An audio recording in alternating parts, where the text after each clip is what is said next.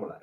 Okay, so I'm Paul Kirby. I'm a reporter here at the Daily Freeman, and we're doing another Daily Freeman live stream. Yvonne Lahara, the senior editor at the Daily Freeman, is also attending, and we're getting our second visit of the year from Senator Jen Metzger, and she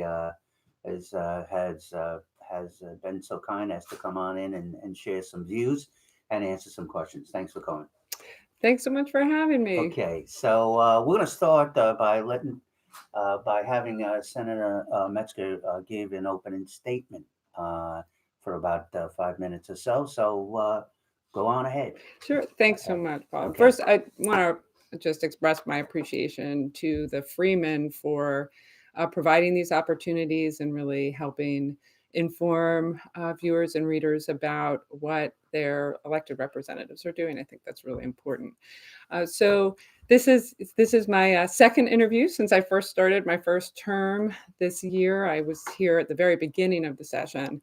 And as I talked about then, as a new senator, I was really looking, I'd been very active at the community level in Rosendale. I was on the town council, involved in local government for many years, and involved in the community as director of Citizens for Local Power.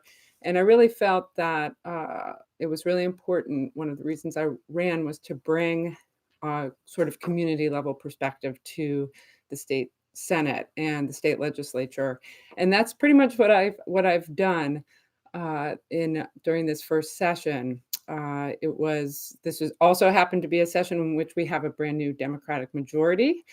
Just to say a little bit about my district, I represent the most rural district in the Democratic majority. It's the largest district geographically by like 2.5 times larger than the next larger district. And just to give viewers, readers, a portrait of it. It's part of Ulster, the whole western half of Orange County, all of Sullivan County, and then up part of Delaware County too. So incredibly rural. And most of the Democratic majority is, comprised of members from the city, from the suburbs.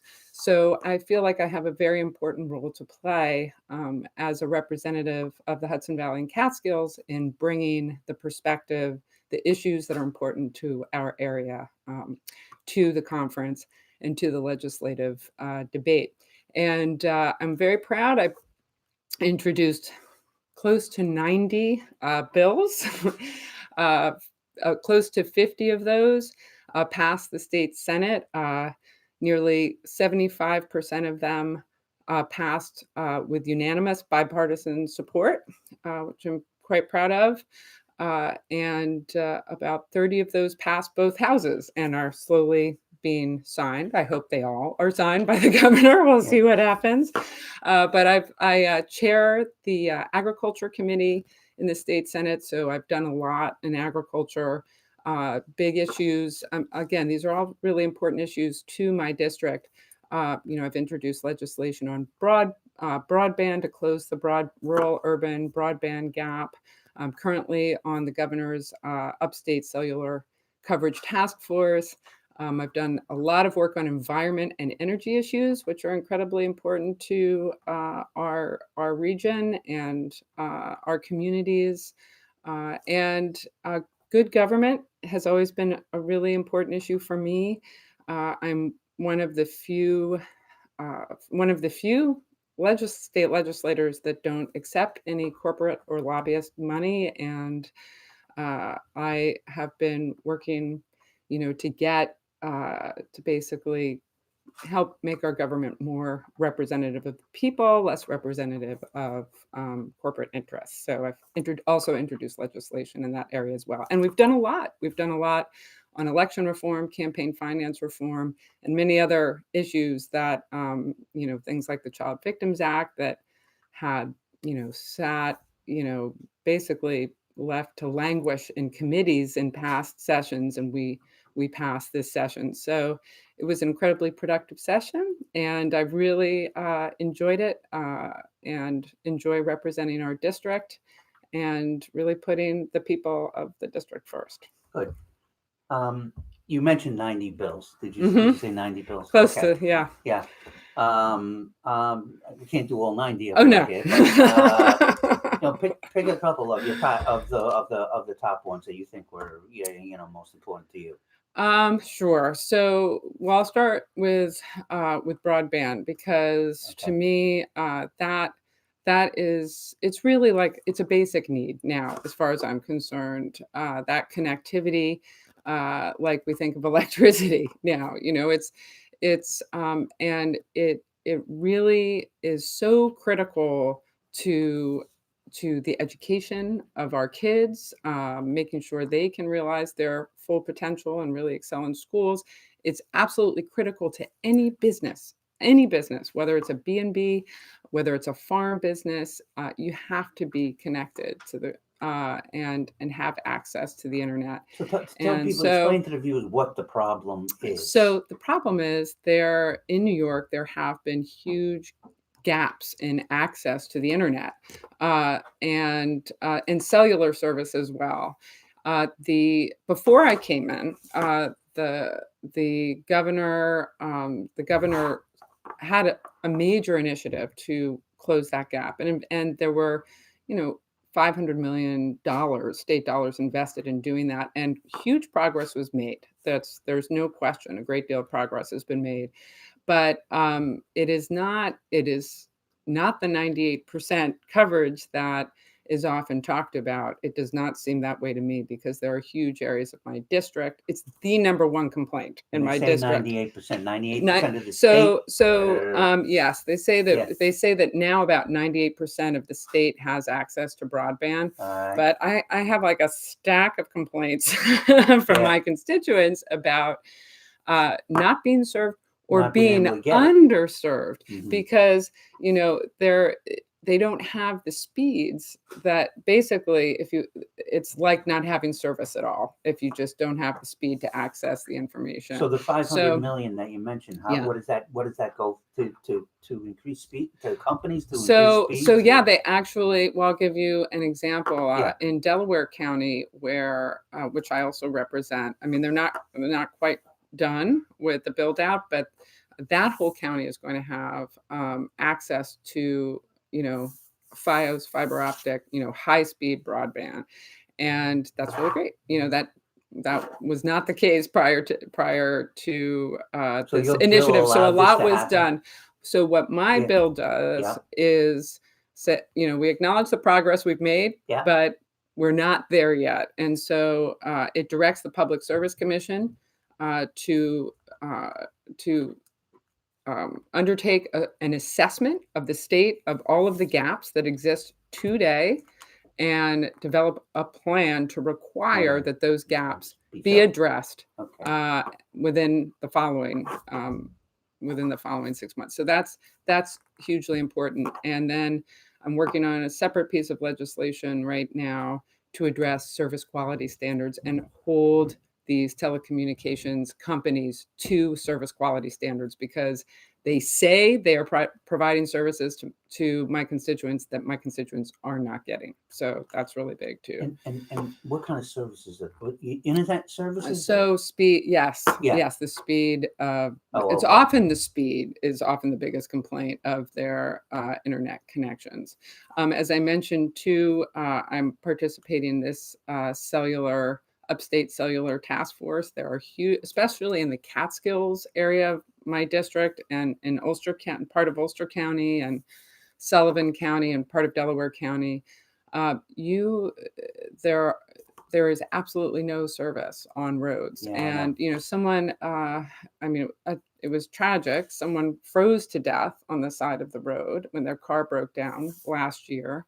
There's no cell service to reach. It can save lives. So it's really important. So we're hoping there's been a lot of good work done on this task force, and I'm hopeful that we're going to be closing that gap and making sure that we have the coverage we need in these areas. So that will be next session. Yeah.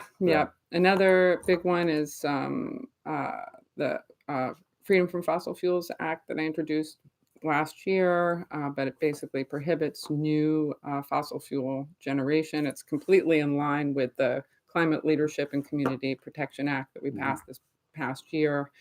And, I've introduced a number of bills to help us shift to a clean energy economy. So, Okay.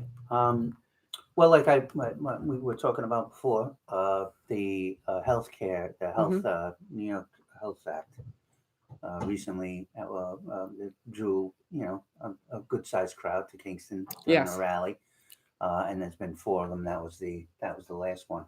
But this has been something that has been running through the legislature for a long time, and the Assembly over the years has passed it, by big majorities, and the Senate it never took it up when That's there right. was Republican control. So now there is a chance, right, with the Democrats in control, a lot of progressive ones, to get this passed, and the Assembly has passed it by strong majorities in the past. The one that is in front of them now.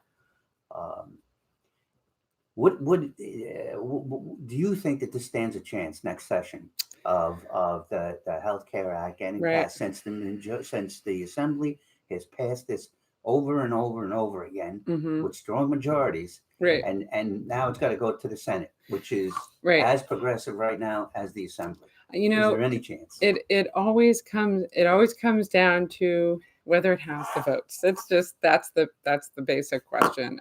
Certainly, there is strong support in the Senate, support that didn't exist before, but it has to have a majority of votes. So we'll have to see what happens. I'm a co-sponsor of that legislation. Yep. I believe that, our current health care system is very broken. It was the number one complaint of voters when I ran for office and was talking to people, just knocking on their doors, talking to people. And we have a lot of people that are uninsured, but it's not just that. It's the fact that, between deductibles and copays and premiums, it's just not affordable for people, and they're going without. They're like not getting the They're care either that going they without or they're need. not paying their bills, and Yeah. hospitals And we're continue paying across for the that. country sue Right. people to get their money. It's really Right. broken. So I think the public hearings I'm always strongly in favor of public hearings because we need to get people's input and the full range of input from, just people's daily experiences or their life experiences with their own healthcare, issues that small businesses have, large businesses, the healthcare industry. Like, we should be hearing from everyone, which we have. And That's done, right? yeah. And so, it's up to the chairs of the committees, and if to decide whether or not to hold any more hearings or not. So you're But really there's certainly uncertain. plenty of information. But Yeah. I can't really predict what would happen, because it really comes down to the votes in the state Senate and making sure that So you're we have a uncertain majority. whether this would pass Yeah. the Senate right now. I Yeah. mean, at this point in time, Yeah. would you vote for it? Yeah. Okay. I would. I'm a supporter of it. You would vote in favor of this particular the law that is proposed, the Health Care Act that is proposed right now, right? Yeah, I am. Okay. I think there, people have raised questions. They want to know, it's important for people to understand that legislation doesn't contain every single detail Right. about how things are going to work. We can't do that as legislators because, we are not the regulators. We are not, you have to leave that to the agencies and departments that are involved to get into the specifics. So it is broad. I think it's important for people to understand that it will take time to implement. It's not like you will pass the legislation and suddenly we'll have this new system in place. It's going to take some years to put in place. So, but yes, I am supportive of it. There are reports that I have read, though, and that the public unions, particularly the CSEA, do not favor this, and that's a big chunk of Democrat votes, isn't it? Um, uh, yeah, I mean, yes.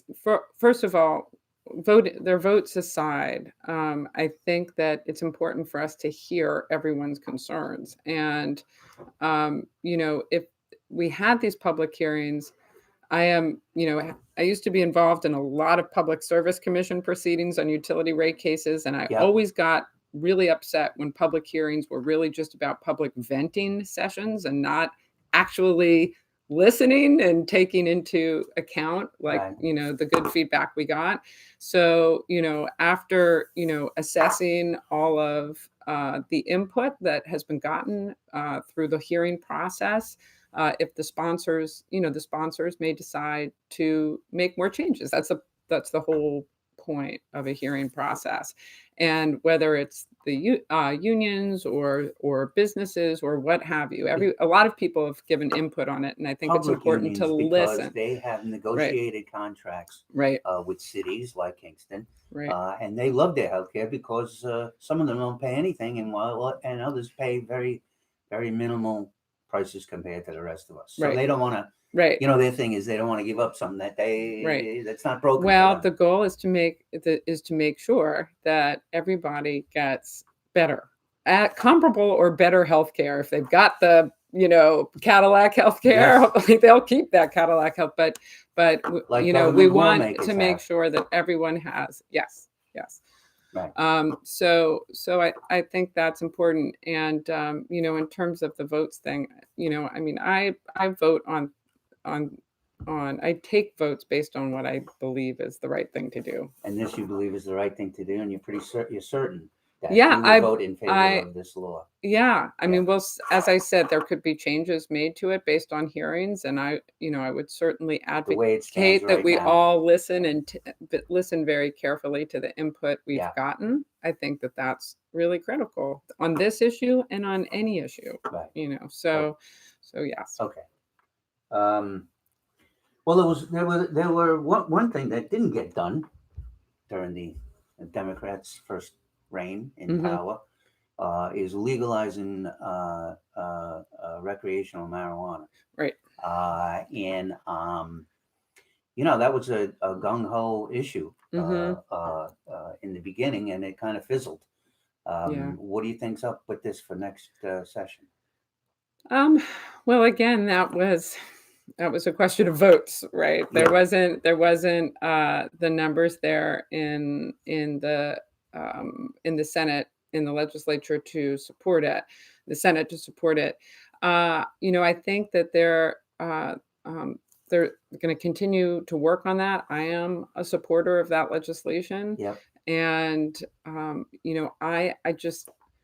I have to think it's going to pass. It's not a question of like if, it's a question of when. And Yeah, you the were pretty basic I fact remember you is, being in here the last time, and you were pretty yeah, confident yeah, that I thought it was going to pass. Yeah. I thought, that was the beginning of session, and Yeah. and so I was surprised when we lost momentum. I mean, we did pass; it lost at the very end, and it came down. At the very end of session, there are a lot of things came down to the wire. Is it going to pass? Isn't it going to pass? Right. Like the Climate Leadership and Community Protection Yes. Act, where we weren't sure, is this going to pass? Is it not going to pass? But we passed it, thankfully. But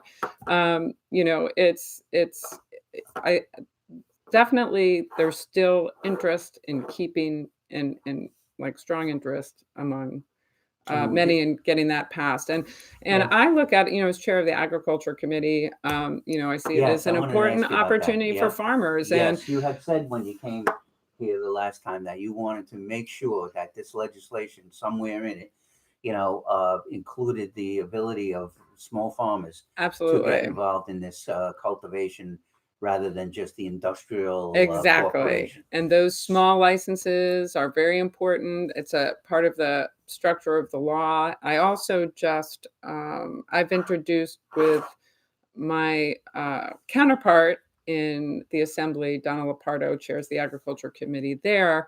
We introduced and the legislature passed legislation to create the framework for producing and processing and selling hemp products, hemp Yes. extracts, CBD, and I'm hopeful that we'll see that signed into law, and that's huge for our farmers. I have so many farmers in my district that are growing hemp right now, and some are actually doing processing on farm, which I think is fabulous. They capture the value added um, uh, benefits of that. And there's a large cooperative of farmers here in Ulster County, Ulster, and I think they have some farmers in other counties. But there's a lot going on there. And from the consumer side, our consumer people need to be protected too. There needs to be standards, quality standards for these products, and they've been sold at, the gas stations, products with CBD, and we don't have any idea what is actually in it, how much CBD is in it, and we needed the law both to facilitate this opportunity for our own producers, but also to protect consumers. And I'm looking forward to seeing that signed into law. Back to the farmers. You wanted to make sure that it was almost a guarantee that farmers would be able to get involved in this process, or the cultivation, I guess, right. Of marijuana. Right. So will you vote for a law that does not, specifically say that, small farmers will be involved? You know what I'm saying? Somehow make it. So like with the hemp legislation, it's all about the licensing, right? And giving the state, in order to produce it, you have to get a license from ag and markets. So the state actually has a great deal of authority to make sure that, in fact, we are supporting our small farmers in this industry. So the licensing is really kind of the key piece to that, and also providing this. It is. Yeah, it's part of the legislation. Yes. So in it will say so many small farmers. Not so many, but the license there. That licenses will be granted through ag and markets for production, right, through farmers. And in my hemp bill, I actually very specifically said, there was language that specifically called for processors to use hemp grown by New York farmers. There's it has to, of course, anything has to pass the Interstate Commerce Clause test. So that's probably going to have, that language but you're pretty is going to have to be changed. Bill passes the way it is now, that small farmers in your district will get to participate in the cultivation of marijuana. Yes. Okay. Absolutely. All right. Okay. We had Central Hudson guys in here a little while ago. Oh, yes. Yeah. I saw that. You did? Okay. Yes. It was very funny because they kept talking about how they loved the market, believed in the market, but they're actually a monopoly. Yes. And they talked about a lot of things, but one of the things they the focus was on was that they are saying that the law that you guys passed, the Climate Act, Leadership Community Protection Act, will put them out of the gas delivery business, natural gas. It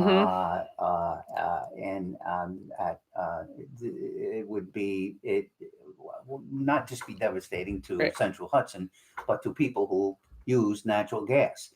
But by 2050, they say that will be the law, and we will no longer be able to deliver natural gas.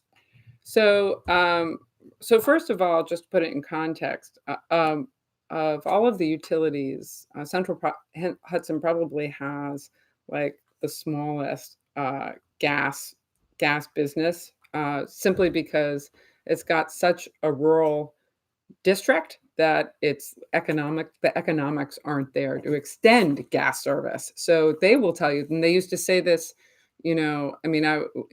I was a party to the last rate case. We're not growing this business because we don't really have anywhere to grow. But the simple facts are we face a climate crisis. That's indisputable. We all want to leave the world in at least as good a place for our children as we've enjoyed it. And we are on track to go, we're going and heading in the wrong direction. And it is our responsibility to address this. And the climate leadership and community, I mean, leadership has been abdicated at the national level, and it's really falling to states and local governments. Actually, there's so much innovation and leadership happening at local levels and at state levels, and this legislation, the New York State Climate Leadership and Protection Act, is really nation leading.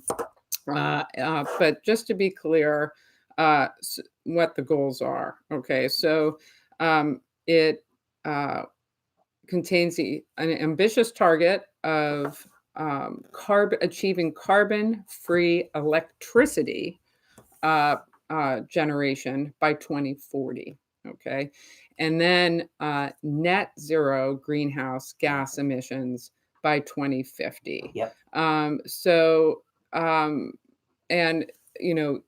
there are different ways to go about that. I don't want to get too into the weeds, but agriculture has an important role to play because actually farms can actually sequester a lot of carbon in the soils. That's a different way to get to reduce our greenhouse gas emissions. So there's not one way to get there. Having said that, they were really just supportive. I watched their interview of the indefinite use of natural gas, saying that we have all of these deposits and this and that. It's just not, it just can't happen. All right. And they have to face that. It cannot happen.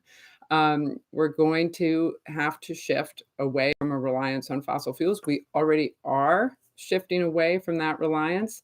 And there's huge opportunities for this state, because if you think about it, we are not producing we're not a fossil fuel producer. Okay. So we are sending lots of our energy dollars as consumers out of New York State, for that energy supply that could be invested right here in New York State in renewable generation. But I also want to just emphasize that it's not just about renewables. It's about becoming much more energy efficient and reducing our consumption. That's really key too. But we cannot sustain fossil fuels are the problem. So if we're going to address climate change, we got to get rid of we got to get rid of it. We got to do it. Yeah. And there is a bill floating around, I think, right, that would going back to Central Hudson and their complaint about the gas. Mm-hmm. There is a bill floating around, I believe, that would give permission to companies like Central Hudson to get into the business of generating power, right? Using renewable stuff like, windmills, solar, that kind of thing. I might have asked you about this before. Yeah. But, do you support that kind of thing? So I think that they used to do it a long time ago. They did. And there was they used to be vertically integrated monopolies. They generated and distributed the energy and the electricity. In the 90s, New York State deregulated those markets, made them sell off. Well, they still own some ones. Hydro. Yeah. But the bulk of their assets had to be sold off. And my feeling about it is that first of all, the most important thing is to get to our goals of moving to a carbon-free electricity system. If it could be demonstrated that their participation in that market helped us meet that goal, then it would be dumb to throw that option, to just cast that option off.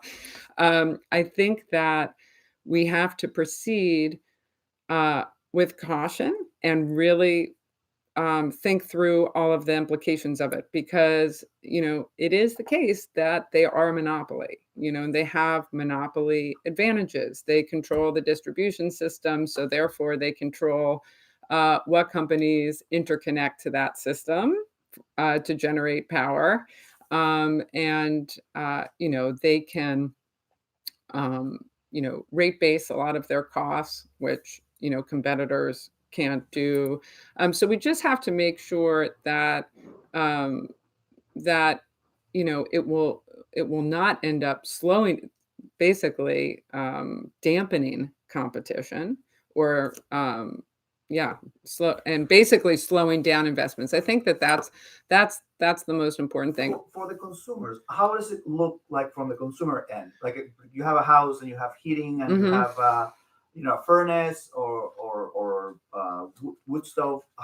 What does the 20 years from now look like? Right. So it won't necessarily be clearer to them from it. So there are different, let's go back, actually. There are different sectors that contribute to greenhouse gas emissions. So the electricity sector, the power sector, is a big one, and we're making a lot of progress there. And, there's the solar on your house, but, there's also what the utilities are procuring and what's coming through our wires to our homes. So, and that's like the large scale renewables that are on the system, that are increasingly on the system. Then there's like how people heat and cool their homes, so if they rely on, in our area, we have a heavy reliance on heating oil, actually more so than many other places. And so it's going to be about converting to, they call it beneficial electrification, but heat pumps. It could be geothermal. It could be, in my house, they're called mini splits, but they're much more efficient heating systems. They're electricity based. Than oil. Yes. So oil is done much by more 2050. efficient. Much more efficient. Yes, Right now? that's the goal. Yes. I mean, there's that, it's net zero. There's that 15%. So if there's some uses still in play, it's going to be offset somewhere else. But isn't putting in new heating systems like that into your home going to cost people a whole lot of money to change? We're going to, as a state, have to focus, because again, it actually saves money over time, because you're reducing if you're more efficient, you're using less energy, and it's just going to cost you less. But there's the upfront investment. Right. There's the upfront investment in just tightening up our homes and making them more, tightening the building envelope, so that, that makes enormous difference.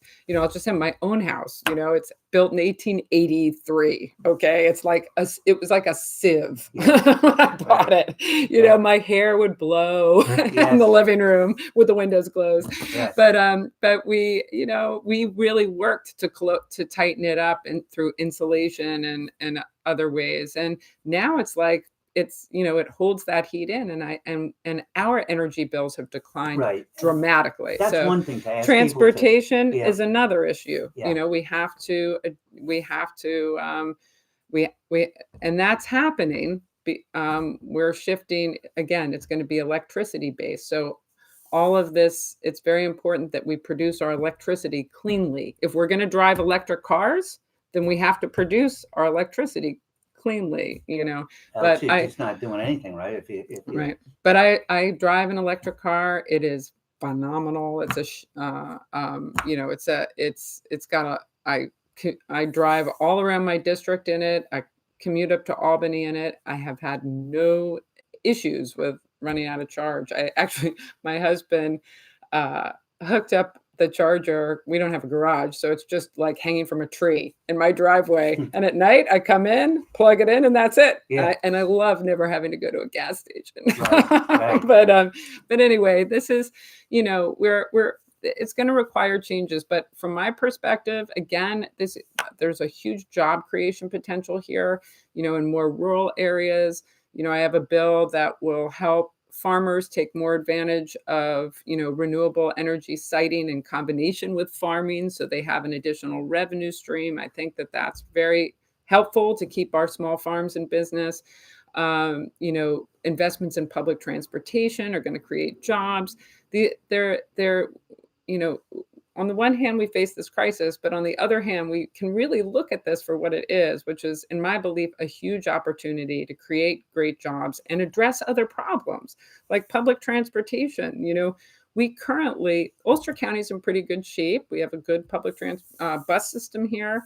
But in many counties that I represent, in the counties, they have none to some. They're making progress on it, but this stops people from getting to school, getting a college degree. It stops them from getting a job that they want. I mean, there are huge economic reasons to make these kinds of investments. Just people getting to doctor's appointments. My neighbor used to take UCAT to get to all of his doctor's appointments. It's like there are other reasons to make these kinds of investments that really benefit us. So just summing it up, the Central Hudson thing about them giving permission for utility companies like Central Hudson, that permission to get into the renewable energy creation. You're not certain about that. Well, I'm definitely I'm not ruling it out. I'm definitely not. As I said, I think we have to keep our eye on what's the goal and what's the best way to get there. And so I'm going to look very closely at the legislation. And I definitely, it's more of a cautionary note. Yes. I think we have to just be thoughtful about it. Okay. There was, I think there was a change recently. I guess we'll go with that one. Vaccinations. No, wait a minute. Back when you came before, earlier in the year, you had said that a panel free of political interference should be empowered to censure or remove New York lawmakers found to have committed sexual harassment or assault. That was back in, I think we did this in February, right? So is there any movement there on that panel?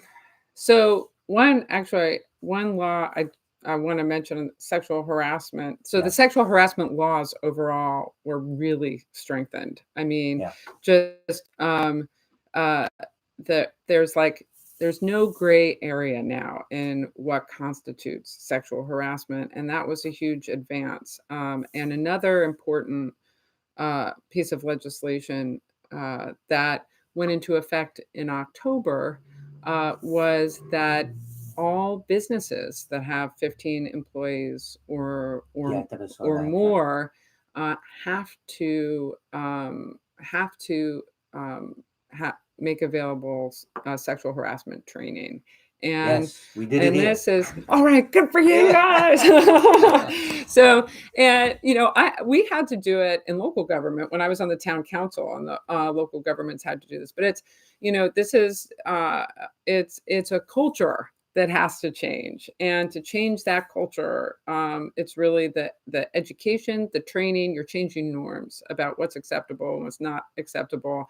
I also have a bill for comprehensive sexuality education in public schools. And again, this would also help get at this, because it's teaching kids about, what are healthy relationships, and empowering them over their own bodies, and knowing what's acceptable and what's not acceptable. And this would be high school kids or middle school kids? Yeah, it's actually K to 12. There's it would be age appropriate, obviously, age appropriate, medically accurate, research based information that so like in kindergarten, it's like about bullying, it's about it's about it's totally age appropriate, but it gets at the sort of social, emotional skills that our young people have, making sure they have those skills, So and learn an them early before understanding they of norms. become adults. Absolutely, absolutely, Yeah. and it'll help on so many levels. This is a Just proposed bill that you have? yes, Is it on the yes, website it somewhere? is. It is, and it's and there are national standards, so it'll be based on those national standards, and it's just kind of common sense to make sure that our young people are equipped, to make the healthy decisions in their lives. So, Okay, and that's also good. respect. A big component of that is respecting other people and respecting, regardless of gender, regardless of sex, any that Yeah. it's about that as well.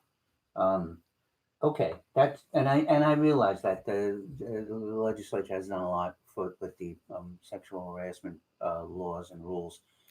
I But wanted, oops, yeah, I think you had said that you wanted a panel to yeah, be put together to censure, lawmakers right, themselves and if they were, huh? that I can't speak to, although I would at the moment where that is, but I did want to mention one other bill that I carried that was just signed into law, the Boss Bill, which Boss bill, yes. yeah, which prohibits discrimination by employers on the Transgender. basis of employees. No, that's a No, different bill. that's a different one. Okay. That's gender. Okay. All But right. no, Right. the Boss Bill prohibits employers from discriminating against employees on the basis of their Yes. reproductive health decisions. And that was just recently signed into law.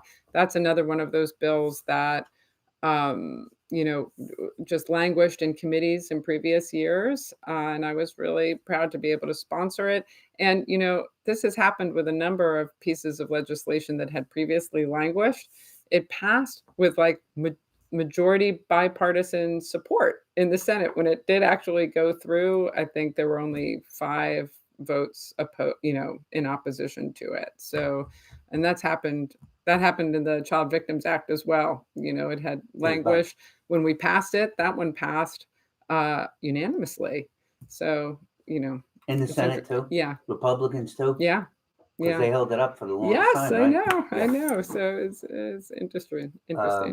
All right. So let's do that refill thing. Oh, right to refill. Yeah. Okay. I mean, Yeah. I kind of So- when I saw the release, I go, what? Right. All right, So so go ahead. that's with Assemblywoman Pat Fahey. Yes. She and I partner on a number of bills together, including this one, and we've partnered on a number of electric vehicle pieces of electric vehicle legislation. But the right to refill. So we all know the importance of recycling. Even better than recycling, though, is reusing. Is just not getting away from single use anything. And I always have my water. I've been carrying that forever, as long as I can remember. My reusable coffee cup, my reusable water bottle. I always have it with me. It's like it's a habit that we all really need to be in. But there are businesses that won't let you fill your coffee cup or fill Like your go to bottle. a gas station. I want to Yes, fill it. No, yes, you gotta use, I just learned somebody tweeted about it that Amtrak makes you buy their whatever it is, styrofoam cup or whatever it is, rather than filling your own cup. So this is just contributing to our huge garbage problem, landfill problem here in New York State, and contributing to unnecessary energy use and waste. And the Right to Refill Act, it simply states that you have that right, and local businesses post a a sign to that effect saying you have this right to refill. I'm just thinking off the top of my head here. So if somebody goes to, for instance, like the movie theater, they're very specific about not bringing any food because they wanted to buy their $7. So if you brought your own cup, they could fill it with soda. If you want a Coke, they could fill it with soda. They don't have to give you. By the way, their cups are not recyclable. They're like waxed cups, So you could bring your own cup. It doesn't give you a right to bring in your own your own Coke. They get to, or Pepsi or whatever it is. Okay, under this law. Yeah, it's basically saying that you can provide your own container for beverage container. For them to fill up. Yeah, yep. And same with it's the same with when you go to a restaurant and you can't finish your plate of food and you want to take it home, you can bring your own containers. And the trunk of my car is filled with plastic containers. When I go out to dinner, I bring it in, and in most cases they will oblige, but they don't always, and they're not sure. They're often not clear what the law is, even though it is okay to do this under current state Department of Health. Signed by the governor and everything? No, this is a bill. The Right to Refill Act is a bill that we've introduced. But what I'm saying is, it's not prohibited explicitly by the Department of Health to do this. And many businesses, I guess, are confused. It's unclear why they will not refill your cup, but this brings clarity that you can, in fact, do this as a customer. You can ask that your beverage cup. And the proprietor of a place has to do it if this law passes. Yes, right. Yes. You don't have to do it now. Well, they're not doing it now. Correct. Right. Yes. Yes. But some will. I mean, I go to a guest that'll let me fill up my. Yeah, a lot of them do. Yeah. But I hear and see and have experienced places that will not. I've also, we have the plastic. Ulster County was totally ahead of the curve on the plastic bag ban, and now it's coming into effect statewide in March because we passed it this year. And we still have bags like garbage bag. There are a number of exceptions. I recently introduced a bill requiring that those types of bags have post-consumer, 15% post-consumer recyclable content in the plastic bags that are made. Again, that creates a market for recycled plastics. Bags, yeah, recycled so plastics. those that are still allowed. Yeah, which you can buy now, right? Yeah, absolutely. Right. So the refill thing and the plastic bag thing is all steps, right? I mean, they're not all solving things, but they are steps towards making our planet better. I guess that's what you would say, right? Yeah, and we often it's often the millions of minute decisions. It really is the millions of small decisions we all make throughout our days and our lives that collectively add up to an environmental problem, right? It's not, any one of us getting a disposable cup of coffee and, throwing it, the styrofoam cup away, individually, does that have a huge impact? Well, no, but it's the collective impact that we all have. So, this kind of legislation, it really, it helps us, make that sort of change the way we think about our daily decisions. And there are choices. But you've seen the way the bag thing's going, the plastic bag thing. I mean, people were first were like, I want my bag. And seems to me that there's just acceptance of this now, and people are just kind of going along. They are, it's going. I don't see much complaints of it. When I haven't heard any in Ulster. I haven't, and I'll tell you, I just did my office sponsored a cleanup recently of a creek in Ellenville, and it was full of plastic bags. Bags, and it's just like these are getting into our environment. They're choking animals, and they're just we don't need it. Single-use bags. Also county has gone further even, and now they're considering plastic cutlery and coffee stirrers And and a little Yeah. ketchup, Single serve ketchup. things. things. Yeah. Is that something that the state is also thinking, that once you get something like There's plastic a bill. There is already a bill, and I think this is what they're considering at the county level. It's like it's not like banning straws. It's basically saying, you have to ask, do you want a straw, rather than automatically giving it to a Yes. person. Again, making it a choice, making it easier for a person to think about it. Well, do I really need a straw or not? And there's that same legislation at the state level. There are other, I have a bill actually again with Assemblywoman Fahey, that extends the plastic bag ban to restaurants, which to take out food.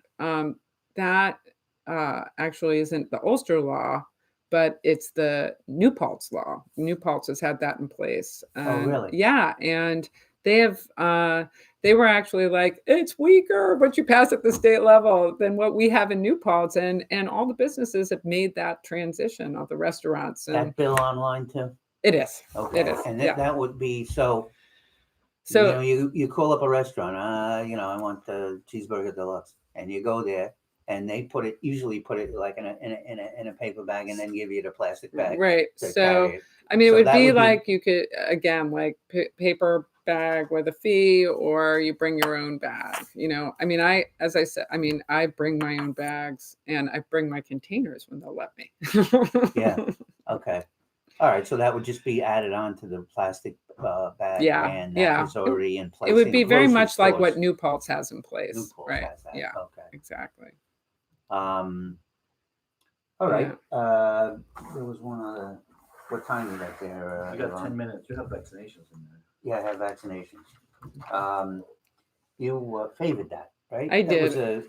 the religious exemption. Yes. Um, Yes. I supported that. Yeah.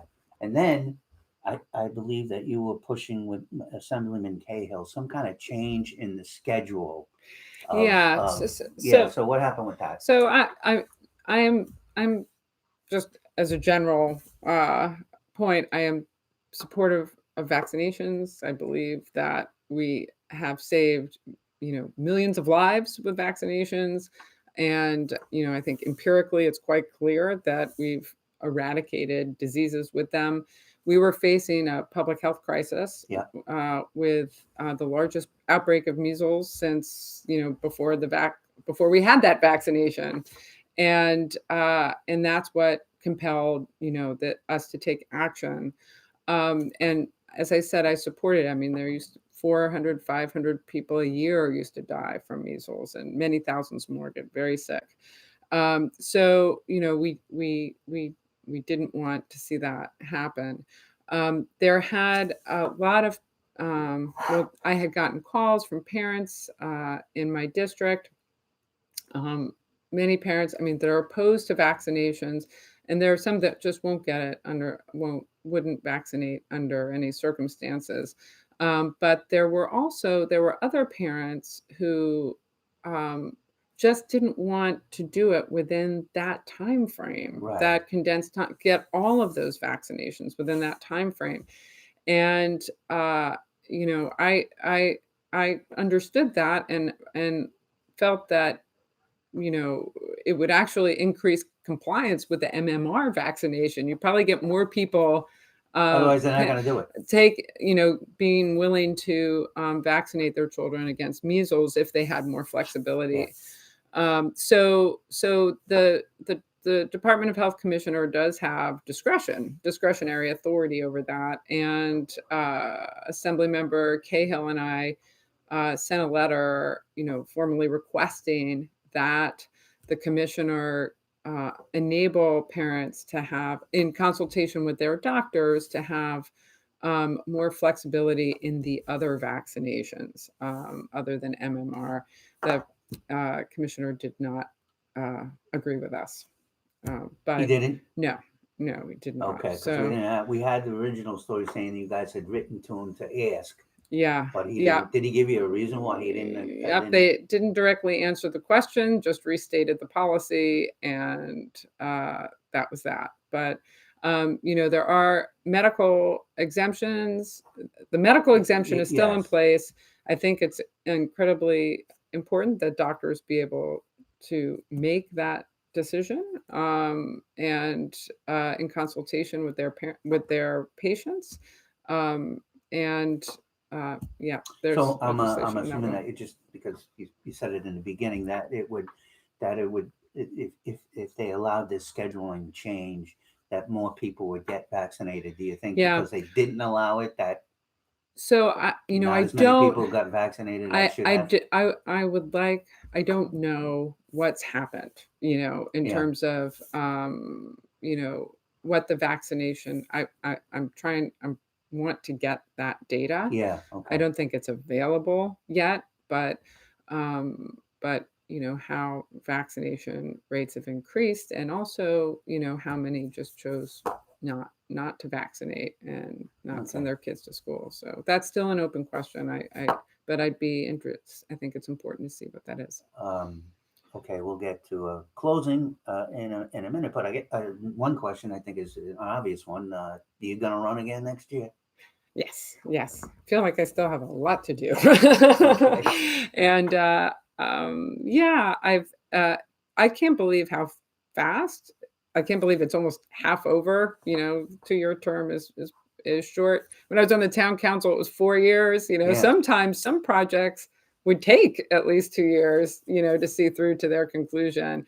So but in general, why do you want I'm- to do it again? Why do you want another 2-year term? Well, I think that first of all, I'm very committed to public service, and this has been such a great opportunity to to address issues that are of huge concern to our region. And I think it's very important that the Hudson Valley and Catskills maintain that voice and maintain a voice in the Democratic majority. And that Democratic majority is going to continue. I don't see that changing. Right. So, but yeah, there's still a lot to get done, and I'm really I enjoy the work, and I work very hard, and I just think we have huge opportunities in our district, and I look forward to having the Okay. opportunity to continue working on them. So, Do you know if you have an opponent yet? there's I saw been an email. Yeah. I'm on the Friends of, yeah and there was something about we have an opponent now. yeah there hasn't been enough Official announcement. Yes, there's been no.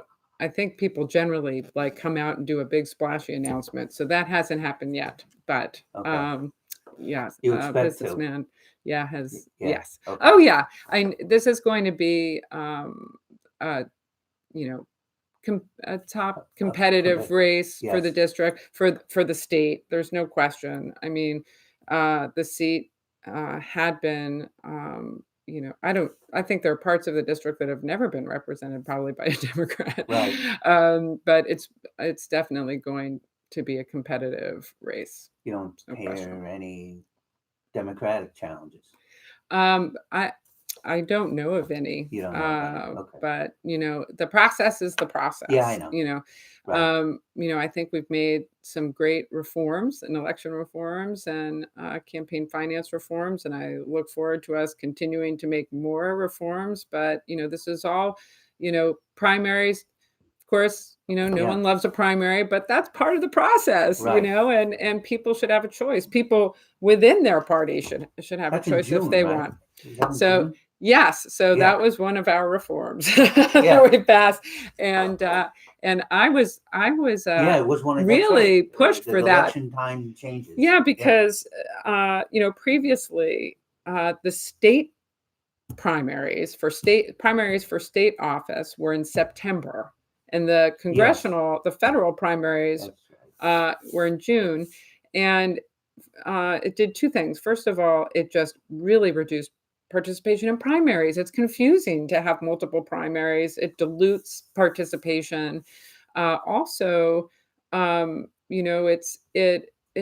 favored incumbents to have a state primary so close to the general election. It basically left, it left contenders with just a few weeks basically before they're running a general election. So I think it increases you'll see an increase in participation in primaries. Of course, this year, everyone's going to come out because Right, it's 'cause a it's a presidential year. Yeah, right. And it's more fair. Yeah. I think that's important. Okay, so we can sum up, right? Yep. Okay, go ahead. This is a closing, and take a couple of minutes to wrap it all up. Well, I want to thank you all. Thank the Freeman again for this opportunity to meet with you, both at the end and at the beginning of the first year. And I guess I wanted to highlight. I didn't really talk about, part of my job, of course, is a big part of it is in Albany is making laws, but another big part of my job that I really love is my direct work in the district with constituencies. And I just want to let people know I gave a portrait of my district. It's huge. I have 2 district offices. One is in Middletown, and one is in Liberty in Sullivan County. And then we innovated because the district is so big, and we wanted to make sure that we got to all of the communities. So we also have mobile office hours. So my staff will go to different towns, and we meet. Sometimes we are tabling at farmers markets or in libraries or town halls, different places. We publicize in advance. But I really encourage my constituents to take advantage of our offices. I have great constituency services staff. If you ever have, just consider us a resource. And also, I want to hear from people too. I mean, the issues that are important to you. I did something that I think probably not many senators or state representatives do. I did some door knocking over the summer just to say, hi, I've been your state senator. This is the end of the session. Do you have any questions?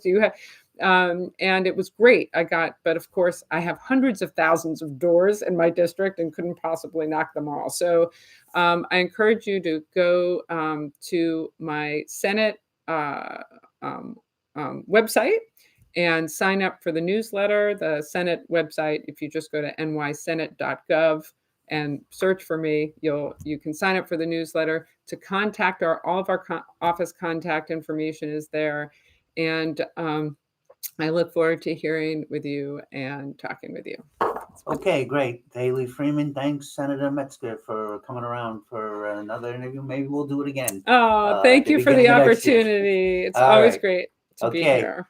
Thanks.